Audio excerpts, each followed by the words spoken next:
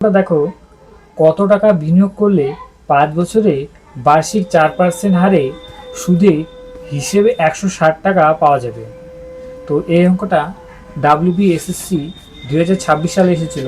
তো এই অঙ্কটা করার জন্য আপনারা একটা ফর্মুলা নেবেন। ফর্মুলাটা হলো বড় হাতের I সমান PTR/100। এবার যে কয়টা জিনিস দেওয়া আছে এখানে সেটা বসিয়ে দিবেন। বলছে 5 বছরে, তার মানে টি এর জায়গায় 5 বসবে।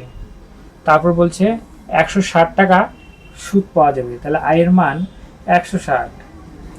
আর বলছে কত টাকা, তার মানে পি এর মানটা পি আছে, আর সুদের হার বলা আছে 4, নিচে আছে 100। তাহলে অঙ্কটা দেখেন, প্রথম থেকে আবার বলছি যে কত টাকা বিনিয়োগ করলে 5 বছরে বার্ষিক 4% হারে সুদে হিসেবে 160 টাকা পাওয়া যাবে। তো এই অঙ্কটা করার জন্য যে ফর্মুলাটা নেবেন সেই ফর্মুলাটা হচ্ছে বড় হাতের I সমান PTR/100। এবার এখানে যা যা দেওয়া আছে এই ফর্মুলার মধ্যে বসাবেন, ঠিক আছে? তো প্রথমে দেখো এখানে সুদের হার বলা আছে কত, কয় পার্সেন্ট, 4%। তাহলে আমরা দেখো এই যে আর এর মান কত লিখবো, 4। আর কত বছরের জন্য বলা আছে, 5 বছরের জন্য বলা আছে। কত বছরের জন্য, 5 বছর। 5 বছরের জন্য বলা আছে। তাহলে টি এর জায়গায় 5 আমাদের বের করতে বলছে কত টাকা।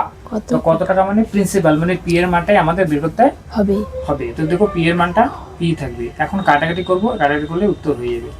এই 5 দিয়ে এটিকে কাটলাম, 5 দুগুণে 10, একটা শূন্য থাকলো, শূন্য বসিয়ে দিলাম, তাহলে 20। 5 দিয়ে 100 কাটলে 20, 4 দিয়ে কাটলাম, 4 5 20।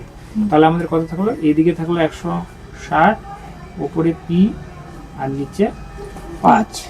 এটাকে যদি আমরা বজ্রগুণন করি, পি আর এদিক থেকে যদি গুণ করি, পি আর 5 আর 160 গুণ করো, কত হয়, 5 80, 7 একটা 0। তাহলে পি এর মান কত হলো, পি এর মান হয়ে গেল 800। তাহলে আমাদের 800 কোনটা উত্তর হবে, 800। Option D. কোনটা হবে, অপশন অপশন ডি। বুঝতে পারছো সবাই? হ্যাঁ স্যার। হ্যাঁ স্যার।